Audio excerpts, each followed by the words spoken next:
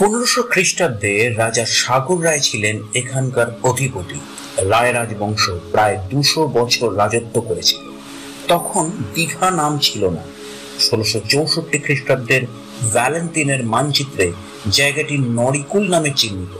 পাশ দিয়ে বয়ে যেত বীরকুল নদী। 1703 সালের পাইলট মানচিত্রে এই স্থানের নাম বীরকুল। ব্রিটিশ সেটেলমেন্ট রেকর্ডে বীরকুল হলো একটি লবণ পরগনা। এই বীরকুল গ্রামের সমুদ্র সৈকতেই গড়ে উঠেছে আধুনিক দীঘা। বীরকুল নদীর মোহনাই এখন দীঘা মোহনা। সালটা 1772। শীতের দেশ ইংল্যান্ড থেকে গভর্নর হয়ে এসেছেন ওয়ারেন হেস্টিংস। এসেই বাংলার গরমে হাঁসফাঁস অবস্থা। গ্রীষ্মকালীন আবাসস্থল হিসেবে কখনো দার্জিলিং এর পরিচিতি ঘটেনি।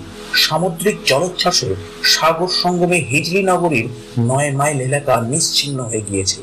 বিকল্প হিসেবে খেজুরিতে বন্দর তৈরি হয়েছে বটে, কিন্তু সেখানেও গরম থেকে নিস্তার। খুঁজতে খুঁজতে ভাগীরথীর মোহনা থেকে সমুদ্রের তীর ধরে আরো 30 কিলোমিটার দক্ষিণে এগিয়ে বীরকুল সৈকতে গ্রীষ্মাবাস তৈরির উপযুক্ত জায়গা পাওয়া গেল। শুধু থাকাই আরামদায়ক নয়, সমুদ্রে মাছ, পাশের অরণ্যে বন্য হরিণ ও অন্যান্য পশু শিকার, আমোদ প্রমোদের আদর্শ জায়গা। সৈকত ভূমি বরাবর রাস্তা তৈরি করে পণ্য পরিবহনেরও সুবিধা শুরু করে দেওয়া হলো। হেস্টিংস বীরকুলকে প্রাচ্যের ব্রাইটন বলে উল্লেখ করেছিলেন। এবার গভর্নর বাস করার ফলে জায়গার উন্নতি হলো দ্রুত। অন্যান্য ইংরেজ কর্মীদেরও যাতায়াত শুরু হলো সেখানে। তাই 1778 সালে এলাকা উন্নয়নের জন্য রচিত হলো পরিকল্পনা, কিন্তু খুব বেশি বাস্তবায়িত হলো না। হেস্টিংস চলে যাওয়ার পর তার বসত বাড়িটাও নষ্ট হয়ে যায়। 1796 সালে চার্লস চ্যাপম্যান বীরকুলে গিয়ে হেস্টিংসের বাড়ি দেখতে পাননি।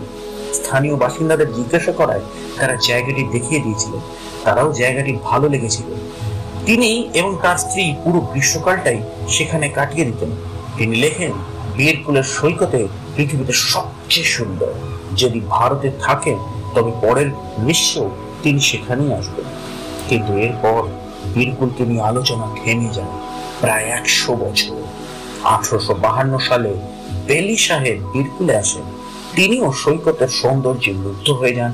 সমুদ্রের বড় বড় ঢেউয়ের জলোচ্ছ্বাসের মতো বালিয়ারি পাদদেশে আছড়ে পড়ছে। সমুদ্র থেকে বয়ে আসার নাতিশীতোষ্ণ বাতাসের প্রশংসায় পঞ্চমুখ তিনি। অবশ্য তখন বীরকুল দীঘা নামের সঙ্গে মিশে গিয়েছে।